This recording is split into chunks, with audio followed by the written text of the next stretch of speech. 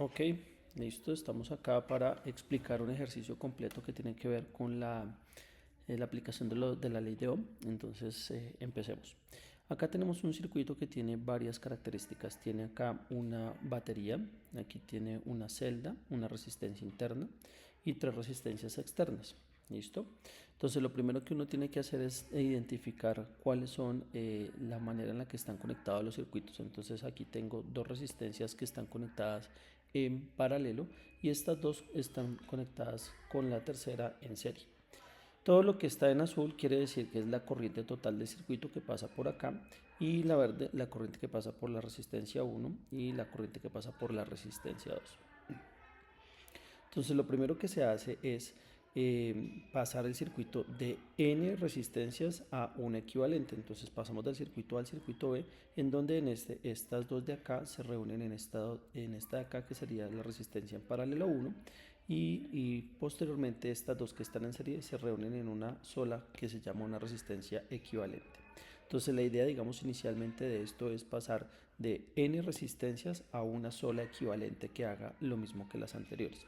Y eso como primera medida. Como segunda medida, lo que uno busca es encontrar la corriente, el voltaje y la resistencia de cada uno de los componentes del circuito, en este caso de las resistencias.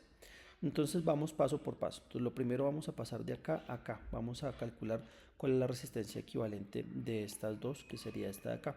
¿Cómo se hace? Como están en paralelo, la manera en la que se hace es 1 sobre la resistencia en paralelo es 1 sobre la resistencia R1, que vale 4 ohmios, y 1 sobre la resistencia 2, que vale 4 ohmios.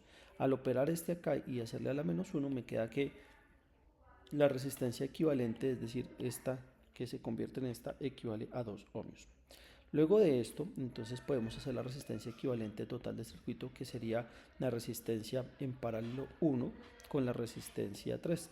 Y como están en serie, entonces se suman y tenemos que la resistencia equivalente de estos son 6 ohmios. ¿De acuerdo?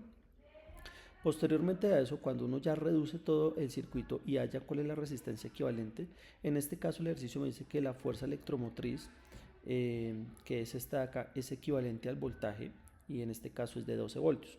Entonces, si ya tengo los 12 voltios y tengo la resistencia equivalente, que en este caso nos dio 6, podemos hallar la ley de Ohm y utilizar la ley de Ohm, que sería la corriente total es igual al voltaje total, que es el de la fuente, dividido la resistencia equivalente, que es en este caso son 6 voltios, 6 ohmios, y lo que me da que la corriente total que pasa por todo el circuito son 2 amperios.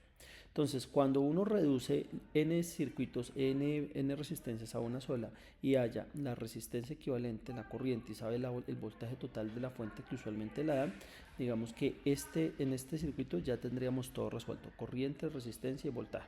Luego de eso, entonces nos podemos devolver al anterior. Entonces, en esta parte de acá, acuérdense que la idea es encontrar cuál es el voltaje y la resistencia de cada componente. Entonces, analizando este circuito, vemos que la corriente que pasa por acá es la misma corriente que va por todo el circuito. Acuérdense que en resistencias que están en serie, la corriente total es igual a la corriente que pasa por la resistencia en paralelo 1, igual a la corriente que pasa por la resistencia 3 en este caso.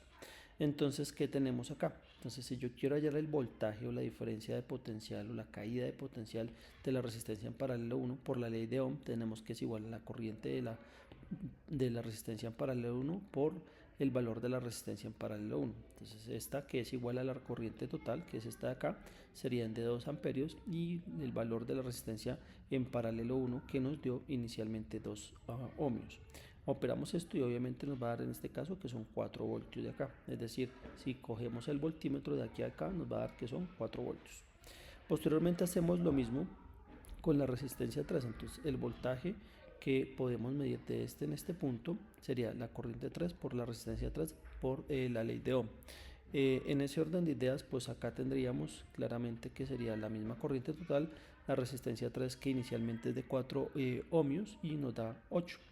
Aquí hay que recalcar lo siguiente: si tenemos acá y este nos da que es igual a 4 voltios y este a 8 voltios, acuérdense que en serie la diferencia potencial se suma. En este caso nos da 12 voltios, que sería el equivalente a la fuente. Entonces, por este lado, digamos que vamos haciendo las cosas de manera correcta.